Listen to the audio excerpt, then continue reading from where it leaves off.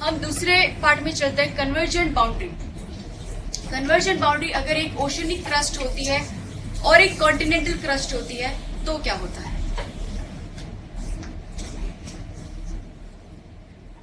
यहाँ पे oceanic crust है, ये कॉन्टिनेंटल क्रस्ट है, यहाँ नीचे कन्वेक्शन सेल हो गए, जिसके डाइवर्जिंग लिम होने की वजह से ओशनिक क्रस्ट और कॉन्टिनेंटल क्रस्ट एक दूसरे से कोलाइड करेगा। अब इन दोनों में से हैवी चूज करना बहुत ही इजी है, क्योंकि मैंने बताया था ओशनिक क्रस्ट जो है वो ज्यादा हैवी है, बेसाल्टिक है, और कॉन्टिनेंटल क्रस्ट जो एंटेसाइटिक है या ग्रेनाइट है वो ज्यादा हल्की है, वो ज्यादा लाइटर है। तो ऑब्वियसली जब इन दोनों के बीच में जब कोलिजन होगा तब सबडक्शन जो होगा सिर्फ ओशनिक प्लेट का होगा, राइट। हमें हमेशा याद रखना है कि कॉन्टिनेंटल प्लेट जो है वो इनडिस्ट्रक्टिबल प्लेट है, यानी कि वो इतनी लाइटेस्ट है कि कभी भी उसका सबडक्शन नहीं होगा, और ओशनिक प्लेट की तरह कभी भी उसका इस तरह से डिस्ट्रक्शन नहीं होगा। अगर एक बार कॉन्टिनेंटल क्रस्ट अर्थ पर बन गई मतलब बन गई, उसका कभी भी जो है इस तरह से जो है ओशन क्रस्ट की तरह डिस्ट्रक्शन नहीं हो सकता।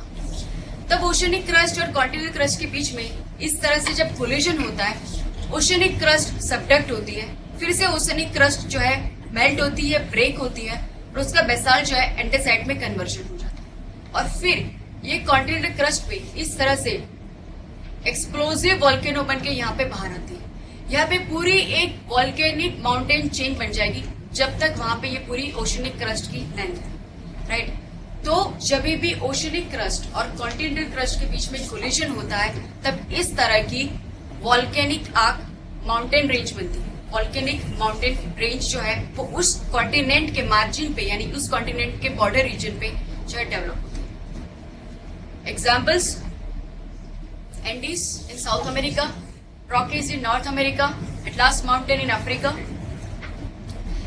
यहाँ पे हम एंडीज में अगर देखें, यहाँ पे एक ओशनिक प्लेट है, नाज़का प्लेट, माइनर प्लेट है, और यहाँ पे सदर्न अमेरिकन प्लेट है।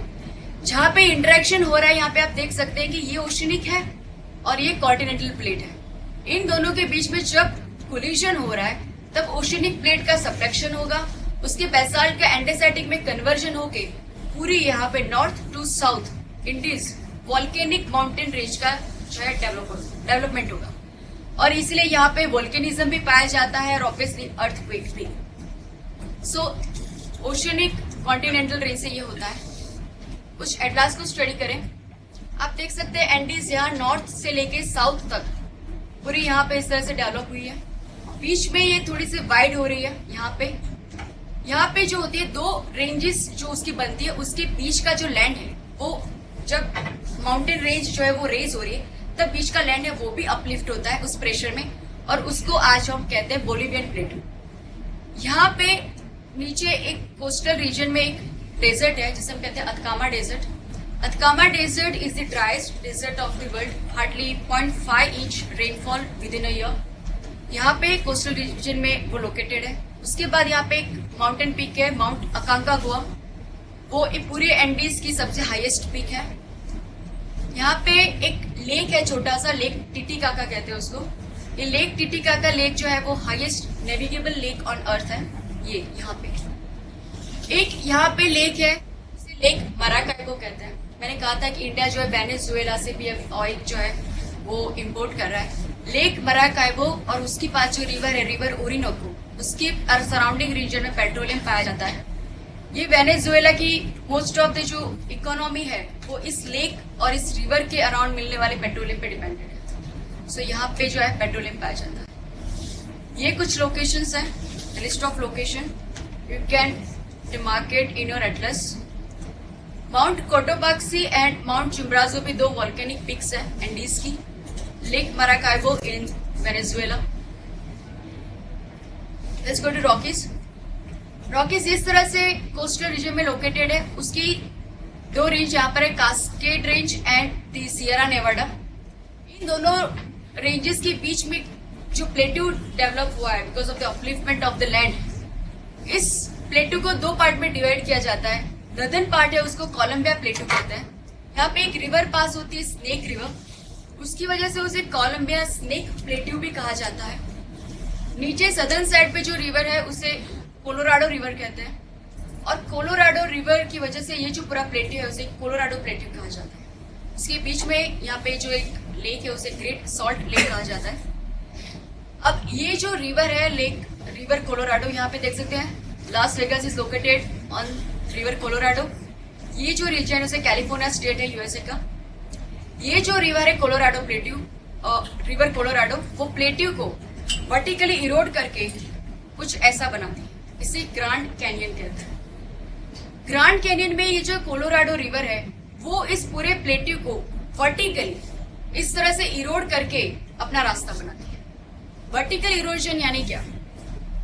कोई भी रिवर नीचे कैसा लैंडफॉर्म क्रिएट करी, वो उसके रिवर जिस रॉक से पास हो रही है, जिस लैंडफॉर्म से पास हो रही है, उस पर डिपेंडेंट होता है। वो हार्ड रॉक है, वो सॉफ्ट रॉक है, ठीक है। अगर वो प्लेन रीजन से पास हो रही है तो फ्लड प्लेन्स बनाएगी। ये प्लेट्यू रीजन जो है हार्ड रॉक्स का, उसको वहां से पास होने के लिए उसको इस तरह के वर्टिकल इरोजन करना पड़ा और फिर उसने रास्ता बनाया। कभी भी कोई भी रिवर जब भी पास होती है उसके इरोजन के 3 स्टेज होते हैं। फर्स्ट स्टेज होता है हमेशा उसका वी शेप होता है, उसमें वो जो है वर्टिकल इरोड करके पहले अपना पाथ क्रिएट करती है। किसी भी हिली रीजन से अगर वो निकल रही है तो पहले उसको इरोड करती जाएगी नीचे वर्टिकली और उसका पहले पाथ क्रिएट करेगी। उसके बाद वो सेकंड स्टेज पे जब आती है प्लेन रीजन में, तब उसका हॉरिजॉन्टल जो है इरोड स्टार्ट होता है। नीचे जब तक उसका बेस लाइन पहुंच जाता है तब तक वो इरोड करती है।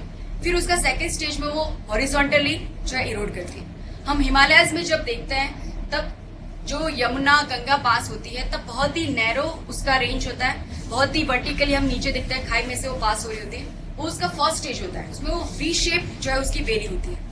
उसके बाद हम हरिद्वार के बाद देखते हैं गंगा जो है उसका फ्लड प्लेन बढ़ जाता है, उसका हॉरिजॉन्टल जो होता है इरोजन होता है।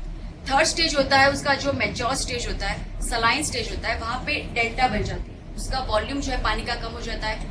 जो सेडिमेंट्स वो लेकर आई है वो बहुत ही ज्यादा बढ़ जाते हैं और उसकी स्पीड बहुत ही स्लगिश हो जाती है और डेल्टा के पास आते आते वो बहुत ही ज्यादा स्लगिश हो जाएगी। ये स्टेज होता है उसका डेल्टा स्टेज या सनाइल स्टेज। तो ये जो रिवर है उसे हम यूथफुल स्टेज कहेंगे क्योंकि ये इस तरह से वर्टिकली वो इसको इरोड करते हैं। This is the very famous place in USA near Las Vegas, the grand canyon. ये पूरा फीचर जो इस तरह वर्टिकली इरोड होता है उसे कैनियन कहता है। दैट इज ये कुछ लोकेशंस है अराउंड रॉकीज। माउंट लोगन जो है वो रॉकीज का हाईएस्ट पीक है, लेकिन नॉर्थ अमेरिका का वो हाईएस्ट पीक नहीं है। नॉर्थ अमेरिका का हाईएस्ट पीक है माउंट मैककिनली। ऊपर अलास्का स्टेट है, मैंने बताया था इंटरनेशनल डेडलाइन के टाइम पे अलास्का स्टेट में अलास्कन रेंज है, वहां पे ये मैककिनली लोकेटेड है। प्रीलिम 2005 से क्वेश्चन है, where is the volcanic mountain Mount Saint Helens is located? A Chile, B Japan, C Philippines या डी यूएसए? इसके लिए एटलास की अच्छी सी स्टडी जो है वो डिमांड करती है। Answer is D USA.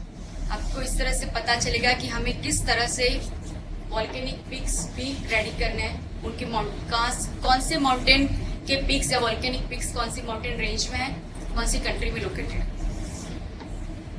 Mains 2014 का question, why are the world's 4 mountain system located along the margins of the continents? ये अभी हमने जाना कि जो वॉल्केनिक माउंटेन रेंजेस थी वो माउंटेन कॉन्टिनेंट के बॉर्डर पे क्यों थी। इसके लिए भी पहले हम ये समझाएंगे प्लेट टेक्टोनिक थ्योरी, उसके 3 interactions, conversion, divergence and transverse. फिर हम कन्वर्जेंस में समझाएंगे कि जब ओशनिक और कॉन्टिनेंटल प्लेट्स के बीच में कन्वर्जेंस हो रहा है, ओशनिक प्लेट का सबडक्शन होने की वजह से कॉन्टिनेंटल के मार्जिन्स पे इस तरह की वॉल्केनिक माउंटेन चेन्स डेवलप होती है। आप यहाँ पे एग्जाम्पल भी देख सकते हैं, एंडीज का, रॉकीज का, एटलास का दीजिएगा। सेकंड पार्ट है ये क्वेश्चन का, bring out the association between global distribution of fold mountains and earthquake and volcanoes. मतलब इन तीनों के बीच में क्या association, mountain, earthquake and volcanoes. तो मैंने बताया कि क्योंकि ओशनिक प्लेट जो है वो सबडक्ट हो रही है, इसीलिए उस ओशनिक प्लेट का बेसाल्ट जो है वो एंडेसेटिक होके बाहर वॉल्केनो के रूप में जो बाहर आता है, इसीलिए माउंटेन जो फोल्ड माउंटेन जो होते हैं उसके अराउंड ये वॉल्केनोस पाए जाते हैं। और जब भी प्लेट का कोई इंटरेक्शन हो रहा है, ये कोलिजन हो रहा है, उसकी वजह से जो वाइब्रेशन क्रिएट होगा उसकी वजह से जो है अर्थक्वेक आता है। अब अर्थक्वेक और वॉल्केनोस में पूरा टॉपिक जो है डिटेल में आपको लूंगी, तब ये क्वेश्चन का ये क्वेश्चन आप आंसर कर पाएंगे, ठीक है। वो मैं अलग से इसको लेना चाहता हूँ, बट आप इसका एसोसिएशन क्रूडली समझ चुके होंगे कि किस तरह से माउंटेन रेंज, वोल्केनोज और अर्थक्वेक तीनों एक दूसरे से रिलेटेड है और इसीलिए उनका डिस्ट्रीब्यूशन जो है वर्ल्ड में इस तरह से बनता है। हमने पढ़ ली ओशनिक कन्वर्जन प्लेट बाउंड्री जो वोल्केनिक आइलैंड आर्क्स बनाती है। तीसरी ओशनिक और कॉन्टिनेंटल कन्वर्जेंस होता है तो बनते हैं volcanic mountains on the margins of continents.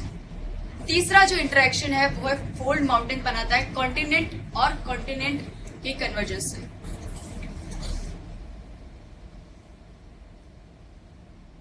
यहाँ पे कन्वेक्शन सेल की डिसेंडिंग लिम्ब होगी और इसकी वजह से जो है दो कॉन्टिनेंट एक दूसरे से कोलाइड करेंगे। अब मैंने कहा था कि कॉन्टिनेंट जो है वो उनका कभी भी सबडक्शन नहीं होता, ठीक है। अगर इंटेंस कोलिजन उनके बीच में हो रहा है because of the descending limbs of the convection cell, तो उनके बीच में क्या होगा कि एक प्लेट के ऊपर दूसरी प्लेट जो है इस तरह से चढ़ जाएगी, बट नीचे की प्लेट है वो कभी सबडक्ट नहीं होगी, ठीक है। इसीलिए यहाँ पे किसी भी प्लेट का सबडक्शन नहीं हो रहा, इसलिए यहाँ पे जो भी कोई फीचर बनेगा वो वोल्केनिज्म नहीं होगा, वहां पे वोल्केनिक एक्टिविटी नहीं होगी। तो क्या होगा कि ये जो दो प्लेट है इंटेंस प्रेशर में वो दो कोलाइड करता है, उनके बीच के जो भी सेडिमेंट्स, रॉक्स, सॉइल जो भी है वो इस तरह से कोलाइड होके उनके टुकड़े क्रशिंग हो जाता है और वो राइज करता है, और ये जो राइज बनता है इसे कहते हैं माउंटेन्स, राइट। ये फोल्ड माउंटेन्स बनता है कॉन्टिनेंटल कोलिजन से। यहाँ पे मैंने कहा कि कोई भी ओशनिक प्लेट यहाँ पे सबडक्ट नहीं हो रही, उसका बेसाल्ट एंडेसेटिक में कन्वर्ट नहीं हो रहा, इसलिए इस माउंटेन रेंज जो होती है उसमें कोई भी वॉल्केनिक पीक नहीं होता है। जैसे हमारा हिमालय है, आल्प्स है, यहाँ पे हम हिमालय में देखते हैं हमारी कोई भी वॉल्केनिक पीक इसलिए नहीं पाई जाती। आपको शायद मेंस में एक क्वेश्चन आ सकता है कि वर्ल्ड में क्यों कुछ माउंटेन रेंजेस हैं जो वॉल्केनिक पिक्स है, जो वॉल्केनिक हैं, और क्यों कुछ माउंटेन रेंज ऐसी है जहाँ पे वॉल्केनोस नहीं होते हैं। तो उसका रीजन हम ये देंगे कि जो वॉल्केनिक माउंटेन रेंजेस हैं उसमें ओशन और कॉन्टिनेंटल का कोलिजन होता है, और जो कॉन्टिनेंटल रेंज प्लेट से कोलिजन से जो माउंटेन रेंजेस बनती है उसमें कोई भी सबडक्शन नहीं है और इसकी वजह से वॉल्केनिक का कोई सोर्स ही नहीं है, इसलिए यहाँ पे वॉल्केनिक एक्टिविटी जो है नहीं पाई जाती। ये जो माउंटेन रेंजेस होगी ओशन कॉन्टिनेंटल कोलिजन हमने देखा कॉन्टिनेंट के बॉर्डर पे पाई जाएगी। ये जो होगी दो कॉन्टिनेंट के बीच में होगी, मतलब दो कॉन्टिनेंट में कोलिजन होगा और जो जॉइंट होगा उनका वहां पे ये माउंटेन रेंजेस बनेगी। इसीलिए कोस्ट के जो है वो बॉर्डर लाइन पर नहीं होगी, यहाँ पे वोल्केनिज्म भी नहीं होगा, लेकिन अर्थक्वेक जो है वो सबसे स्ट्रॉन्गेस्ट आ सकते हैं क्योंकि यहाँ पे कोई भी प्लेट जो है सबडक्ट नहीं हो रही, तो एक दूसरे से हमेशा ये जो प्लेट है रेजिस्टेंस महसूस करेगी, एक दूसरे के साथ कोलिजन के टाइम पे इतना कंप्रेसिव प्रेशर हो जाएगा कि उनकी जो यहाँ पे उनके जो सरफेस होता है वो स्मूथ नहीं होता दो प्लेट का। तो जब भी उनके बीच में कोलिजन होता है तो रगेड अगर उनकी टोपोग्राफी रही होगी तो इस तरह से उनकी जो बॉर्डर है फंस जाती है। फिर और प्रेशर में जब एक बाहर निकलते विद रिलीज ऑफ एनर्जी, तब जो ट्रेमर और वाइब्रेशन होता है उसे काफी हायर इंटेंसिटी के अर्थक्वेक आ सकता है। इसलिए जो हमारा हिमालयन रीजन है वहां पे वोल्केनोस नहीं पाए जाते, लेकिन वहां पे बहुत ही ज्यादा हाई इंटेंसिटी के अर्थक्वेक आने की पॉसिबिलिटीज है। यहाँ पे हम देख सकते हैं the example of this continental collision से जो माउंटेन रेंजेस बनती है, हिमालयस, आल्प्स, यूराल्स जो है इस रेंजेस का एग्जांपल है।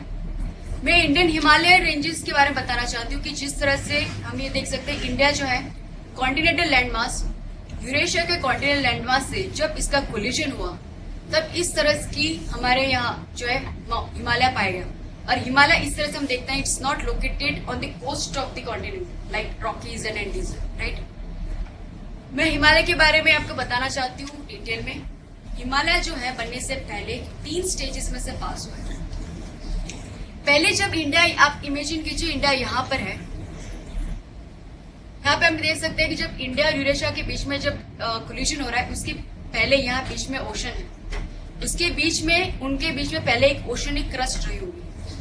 ओशनिक क्रस्ट इंडिया के आगे भी रही होगी और यूरेशिया के आगे भी रही होगी। तो सबसे पहले जब इंडिया यूरेशिया से कोलाइड हुआ उससे पहले इंडिया की ओशनिक क्रस्ट और यूरेशिया की ओशनिक क्रस्ट के बीच में कोलिजन हुआ होगा, और इसीलिए ओशनिक कोलिजन की वजह से यहाँ पे पहले एक वॉल्केनिक आइलैंड आर्क बने हुए, राइट। और आज वॉल्केनिक आर्क के एविडेंसेस पाए जाते हैं। हिमालयन के एक रीजन है द्रास, द्रास कोहिस्तान रीजन कहते हैं उसको, वहां पे उस टाइम पे बने हुए जो वॉल्केनिक आइलैंड आर्क्स हैं उनके एविडेंसेस वहां पे पाए जाते हैं। फिर क्या हुआ कि और आगे जो है इंडिया बढ़ता रहा और यूरेशिया की जो कॉन्टिनेंटल ओशनिक क्रस्ट थी वो पूरी की पूरी कंज्यूम हो गई, यानी उसका पूरा का पूरा सबडक्शन हो गया और फिर यहाँ पे बच गया कॉन्टिनेंटल क्रस्ट।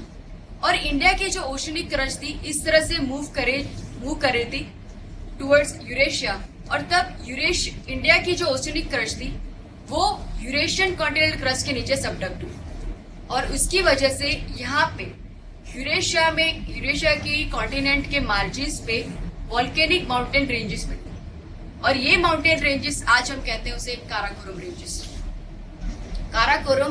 कारा का मीनिंग ही उस लद्दाखी रीजन में काला को कारा कहते हैं। This ranges look black because of volcanism और इसीलिए हम उसे काराकोरम रेंज कहते हैं। तो इस तरह से इंडिया और यूरेशिया के बीच में कोलिजन होने से पहले एक वॉल्केनिक आइलैंड बने द्रास कोहिस्तान में, आज वो एविडेंसेस हैं। उसके बाद यहाँ पे काराकोरम रेंज बनी और उसके बाद ये जो पूरी ओशनिक क्रस्ट थी इंडिया की वो भी पूरी की पूरी सबडक होके कंज्यूम हो गई और इंडिया का सिर्फ लैंड मास बचा और यूरेशिया का जब लैंड मास बचा उनके बीच में जो स्ट्रॉन्ग कोलाइजन हुआ उसकी वजह से दोनों के बीच के जो यहाँ पे वॉल्केनिक आइलैंड आर्क्स थे, यहाँ पे काराकोरम थी और इंडिया और दोनों का जो भी सेडिमेंट्स थे, जो भी रॉक्स थे, उन सभी चीजों का जो है यहाँ पे राइज हुआ और माउंटेन्स बने जिसे हम आज हिमालयस कहते हैं। काराकोरम रेंज हिमालय की यहाँ नॉर्दर्न साइड पर लोकेटेड है। Geographically Karakoram range is not part of Himalaya. हमने रीजन जान लिया क्यों, क्योंकि ये जो थी वॉल्केनिक माउंटेन रेंज थी जो हिमालय के बनने से पहले ही यहाँ पे लोकेटेड थी, राइट। और Dras Kohistan is near. Alps के बारे में जानते हैं। आल्प्स आप देख सकते हैं यहाँ पे उसी तरह का लैंडमास जो है पूरी यूरोपियन क्रस्ट के साथ उसका कोलिजन हुआ होगा और इस तरह से आल्प्स जो है वो क्रिएट हुई है। आल्प्स के लिए प्रीलिम में क्वेश्चन ये आ सकता है कि वो कौन कौन सी कंट्रीज में से पास हो रही है। शायद हमें यही याद रहता है कि स्विट्जरलैंड में से आल्प्स पास होती है या इटाली से, लेकिन फ्रांस, स्विट्जरलैंड, इटली, यहाँ पे एक छोटा सा कंट्री है लिचेस्टीन, ऊपर जर्मनी है, यहाँ ऑस्ट्रिया है, छोटा सा कंट्री है स्लोवेनिया। तो इन सभी कंट्रीज में से आल्प्स जो है वो पास होती है। मैं कुछ physical map of the Europe समझाना चाहती हूँ। यूरोप का अगर आप फिजिकल मैप देखें तो बीच के जो रीजन है वो ज्यादा हाईलैंड है और जो सराउंडिंग रीजन है वो लोलैंड है। उसकी वजह से क्या होता है कि बीच के रीजन में से जो रिवर्स जो है इमर्ज हो रही है वो इस तरह रेडियली सर्कुलरली वो जो है बाहर निकलती है और हमें इस सभी रिवर्स के नाम और लोकेशंस जो है वो अच्छे से पता होने चाहिए। यहाँ से स्टार्ट करते हैं Loire, Seine, Rhine river, Rhine very important river of Germany, Seine and Loire important river of France, Oder, Vistula Poland की रिवर। यहाँ पे जो ब्लैक सी है यहाँ पे इंपॉर्टेंट रिवर्स जो है यहाँ पे फ्लो करती है, उसमें निस्टर, नीपर, एक यहाँ से आती है डॉन रिवर और एक सबसे longest river of Europe Danube river वो यहाँ से पास होती हुई ब्लैक सी में मिलती है। दनुबे रिवर को हमें बहुत अच्छे से स्टडी करना है क्योंकि यहाँ पे ईस्टर्न यूरोप में बहुत छोटी छोटी कंट्रीज लोकेटेड है और ये बहुत सारी छोटी छोटी कंट्रीज से पास होके ब्लैक सी में मिलती है। हमें देखना है कि दनुबे कौन कौन से कंट्रीज में से पास होती है, राइट। और हमें यहाँ पे देख सकते हैं मेडिटेरियन सी है, यहाँ पे बहुत सारे छोटे छोटे आइलैंड्स हैं। बेलारिक आइलैंड, क्रॉसिका नॉर्थ में, सार्डिनिया ये इटली के आइलैंड्स है, सिसिली इटली का आइलैंड, क्रेटे और यहाँ पे जो है साइप्रस यहाँ पे एक आइलैंड है। यहाँ पे जो है इस आइलैंड के पास कुछ सी के छोटे छोटे सी के नाम अलग से रखे गए हैं। Gulf of Lion, Tyrrhenian Sea, Adriatic Sea, Aegean Sea और यहाँ पे एक बहुत ही नैरो दो स्टेट से जो है मेडिटेरियन ओशन जो है ब्लैक सी से मर्ज होता है। ये रीजन है वो जहां से ये मेडिटेरियन सी जो है वो ब्लैक सी से कनेक्ट होती है। ये फर्स्ट जो आउटलेट है इस पूरे रीजन को डाडा रिलीज कहते हैं। बीच में छोटी सी वाटर बॉडी है उसे सी ऑफ मरमरा कहते हैं। यहाँ पे ब्लैक सी और सी ऑफ मरमरा के कनेक्शन जो करती है वो स्टेट है स्टेट ऑफ फॉस्फरस स्टेट। ये जो पूरा आप देख रहे हैं रीजन, ये पूरा ही टर्की है। यानी कि टर्की जो है वो एशिया की साइड पर भी है और यूरेशियन कॉन्टिनेंट पर भी लोकेटेड है। और ये बॉस्फोरस स्ट्रेट और दार्दानेलिस जो है वो टर्की के अंडर में है, राइट। और यहाँ बॉस्फोरस स्ट्रेट पर ही इस्तांबुल लोकेटेड है। इस्तांबुल यानी एंशिएंट सिटी कॉन्स्टेंटिनोपल। आप सोच सकते हैं यूरोप का पूरा जो एशिया के साथ ट्रेड था वो यहाँ से पास होता था। तो दिस इज वेरी इंपॉर्टेंट। यहाँ पे एशिया और यूरोप के कनेक्ट करते हुए ब्रिजेस भी जो है वो टर्की ने बनाए हैं। कई बार प्रीलिम में इवन टेस्ट सीरीज के क्वेश्चंस में ऐसा आता है कि अगर हम मेडिटेरियन सी से ब्लैक सी जा रहे हैं तो बीच में कौन कौन सी स्ट्रेट आएंगी, सी आएंगे। तो हमें पता होना चाहिए कि अगर हम मेडिटेरियन सी से ब्लैक सी जा रहे हैं तो पहले दार्दानेलिस आएगी, then Sea of Marmara, then Bosphorus Strait and then Black सी।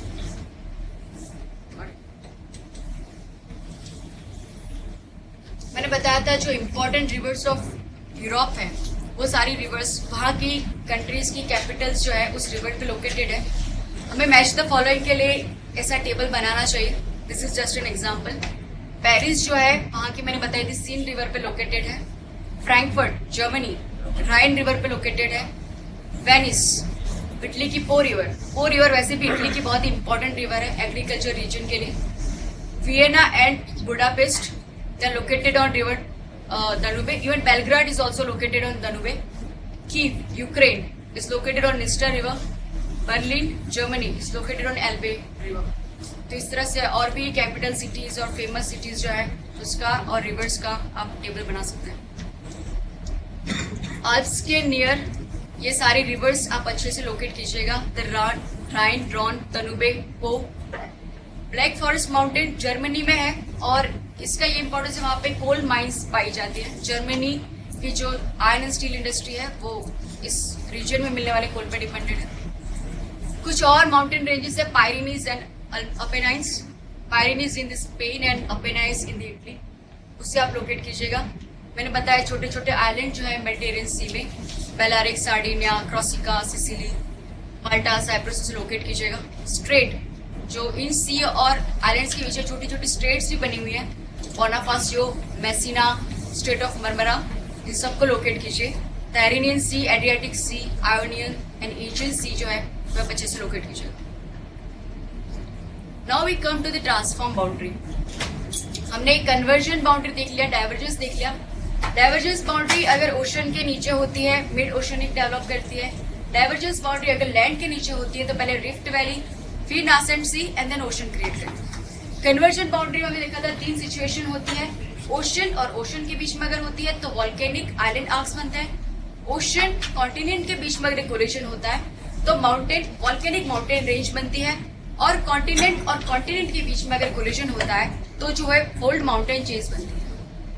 तीसरा जो इंटरेक्शन है प्लेट के बीच का वो है ट्रांसफॉर्म बाउंड्री, यानी कि इसमें कोई डाइवर्जेंस, कोई सबडक्शन या कोई कोलिशन नहीं है, सिर्फ एक दूसरे से वो इस तरह से पास हो जाते हैं। कभी ये भी होता है कि दोनों प्लेट की डायरेक्शन सेम ही रहती है लेकिन उनके रिलेटिव जो स्पीड होती है उसमें भी डिफरेंस होता है और इसकी वजह से भी ये बाउंड्री क्रिएट होती है। यहाँ पे कोई भी माउंटेन रेंजेस नहीं बनेगी, ऑब्वियसली कोई कोलिशन नहीं है, कोई वॉल्केनिज्म भी नहीं होगा क्योंकि कोई भी प्लेट का सबडक्शन नहीं हो रहा है। तो यहाँ पे वोल्केनो जो है वो डेवलप नहीं होगा, लेकिन अर्थक्वेक जो है वो डेवलप हो सकता है। मैंने कहा था कि जो फ्रिक्शन क्रिएट होता है, दो प्लेट बाउंड्री जब एक दूसरे से पास हो रही होती है वो उनका जो पैसेज होता है वो स्मूथ नहीं रहता और काफी सारा फ्रिक्शन क्रिएट होता है और वो फ्रिक्शन जो है ट्रेमर्स और वाइब्रेशन जो है सरफेस पे उसी तरह से जाहिर होता है, जिसे हम अर्थक्वेक कहते हैं। इसका सबसे अच्छा एग्जांपल है Saint Andreas fault in California, USA. यहाँ पे आप देख सकते हैं कि ये जो है यूएसए, उसका ये कैलिफोर्निया स्टेट है। यहाँ पे सारे सिटीज है, San Francisco and Los Angeles. यहाँ पे ये पैसिफिक प्लेट और ये नॉर्थ अमेरिकन प्लेट की जो डायरेक्शन है उसमें डिफरेंस है। ये नॉर्थ साइड जा रही है, ये सदर्न साइड जा रही है और ये स्लिप ऑफ जो उनकी मूवमेंट है, पास बाय हो रहे हैं, उसकी वजह से यहाँ पे इस तरह की फॉल्ट जो है क्रिएट हो रही है। इसे सैन एंड्रियास फॉल्ट कहते हैं इन यूएसए।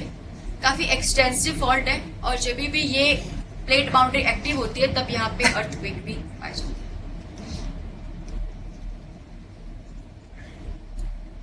इस समरी में एक और थियरी से आपको करना चाहती हूँ। जिसे मेटेओरिटिक इम्पैक्ट थियरी कहते हैं। वैसे ये जो थियरी है वो उसका जो एम है वो ये समझाना है कि हमारे अर्थ पे क्रस्ट जो है कैसे डेवलप। इस थियरी का ये मानना है कि पहले जो हमारी अर्थ थी उसमें जब वो ठंडी हो रही थी तब उसके ऊपर जो एक फ्रगाइल एक लेयर बना होगा हमारा सरफेस का, जो क्रस्ट बनी होगी। अब उस टाइम पे हमारा जो एटमॉस्फेयर था वो काफी रेरिफाइड था। आज का जो हमारा एटमॉस्फेयर का एनवेलप जो है वो इस तरह का कि कोई भी मेटेओराइट अगर अर्थ पे एंटर हो रहा है तो वो बर्न आउट हो जाता है। लेकिन जब बहुत ही इनिशियल स्टेज थी, जब डेवलपमेंट ऑफ अर्थ हो रहा था, उस टाइम पे हमारा एटमॉस्फेयर काफी रेरिफाइड था और उस टाइम पे जो भी मेटेओराइट्स जो आते थे वो अर्थ के क्रस्ट पर सीधे ही पहुंचते थे और उसकी वजह से अर्थ की जो क्रस्ट थी उसमें काफी सारे मेटेओराइट के अटैक होते रहते। अब हमारी जो नासेंट सी इनिशियल एक लेयर जो बनी है, क्योंकि पहले अर्थ जो थी गैसियस थी, ठंडी होकर जब उसका सरफेस का लेयर ठंडा होकर कुछ सॉलिड, कुछ पतला सा जो सरफेस बना होगा, वो सरफेस इस मेटेओरिटिक इम्पैक्ट की वजह से पूरा डिस्टर्ब हो गया होगा। और जब अर्थ पर इस तरह के मेटेओराइट इम्पैक्ट हुई थी, मतलब मेटेओराइट अटैक हुआ था, तब हमारा जो नासेंट जो पतला सा पहला जो सरफेस बना था वो टूट गया और उसकी वजह से इंटीरियर का जो वोल्केनिज्म था वो बाहर आ गया उस क्रैक में से। अब हमें पता है कि इंटीरियर में जो रॉक है वो ओलिवाइन रॉक्स है और वो जो है वोल्केनिज्म से बाहर आके बेसाल्टिक रॉक्स का जो है वहां पे इमर्जेंस हो। इसलिए बहुत सारे वोल्केनिज्म जब अर्थ पर हुए तब बहुत सारा बेसाल्ट जो है अर्थ के सरफेस पर बाहर आया और ये जो बेसाल्ट जो था वो ठंडा हुआ, सॉलिडिफाइड हुआ और इस तरह से पूरे अर्थ के क्रस्ट पे सबसे पहले बेसाल्टिक क्रस्ट क्रिएट हुई जो हमारी ओशनिक क्रस्ट है। अब इस ओशनिक क्रस्ट में भी हमारे सरफेस के नीचे जो कन्वेक्शन सेल्स है उनकी वजह से ये पूरी जो ओशनिक क्रस्ट की जो लेयर थी उसमें पार्ट्स हो गए और उनके बीच में भी इस तरह की इंटरेक्शन चालू हो गई, डाइवर्जेंस, कोलिजन। और शायद ऐसा हुआ होगा कि उन ओशनिक और ओशनिक क्रस्ट के जो टुकड़े थे उनमें अगर कोलिजन हुआ और उन कोलिजन की वजह से उस टाइम पे भी कुछ आइलैंड आर्क्स बने होंगे और इस तरह से बहुत सारे आइलैंड जो बने होंगे जो एंडेसेटिक हैं, उस आइलैंड के बीच में भी जब कोलिजन हुआ होगा तब जो है बहुत सारे इस तरह के आइलैंड के बीच कोलिजन होने की वजह से एक बड़ा सा जो है लैंडमास बना होगा, राइट। तो सबसे पहले ओलिवाइन रॉक से हमारा ओशनिक क्रस्ट बना। ओशनिक क्रस्ट में कोलिजन बनने की वजह से वहां पे छोटे छोटे आइलैंड्स पहले हमारे यहाँ क्रिएट हुए। उन आइलैंड के बीच में जब कोलिजन हुआ तब कोलिजन जब एक आइलैंड और एक आइलैंड यानी एक एंडेसेटिक और एक एंडेसेटिक जब आइलैंड के बीच में कोलिजन होता है it is same as continental collision, ठीक है। और उनके बीच में जो भी कोलिजन के बीच में उनकी जो फॉल्ट लाइन रही होगी वहां पे माउंटेन्स क्रिएट हुए होंगे, फोल्ड माउंटेन्स क्रिएट हुए होंगे। यानी कि फोल्ड माउंटेन जो है कोई भी क्रैक के बीच के एक बैंडेज की तरह काम करता है। कोई भी लैंड मास है वो जब कोलिड होता है तब उसके बॉर्डर लाइन पे जो है माउंटेन्स होते हैं। तो इसी तरह से बहुत सारे आइलैंड के बीच में जब कोलिजन हुआ उनके बीच में माउंटेन रेंजेस बनी और इसी वजह से आज जो है बड़े बड़े लैंड मासेस जो है क्रिएट हुए। सो इस तरह का मानना है कि सबसे पहले हमारी फंडामेंटल क्रस्ट है वो ओशनिक क्रस्ट है और उसके बाद इस तरह से वॉल्केनिक आइलैंड बने और फिर जो हमारी कॉन्टिनेंटल क्रस्ट जो है वो क्रिएट हुई। तो this is also summary of the entire plate tectonic theory, कैसे हमारे अर्थ के सरफेस पे डिफरेंट क्रस्ट जो है वो डेवलप हुई और इनके इंटरेक्शन से क्या क्या लैंडफॉर्म्स क्रिएट हुए। हमारी 3 थियरी यहाँ पे खत्म हो रही है, continental drift theory, seas floor spreading theory and plate tectonic theory. I want to give you a break of 10 minutes.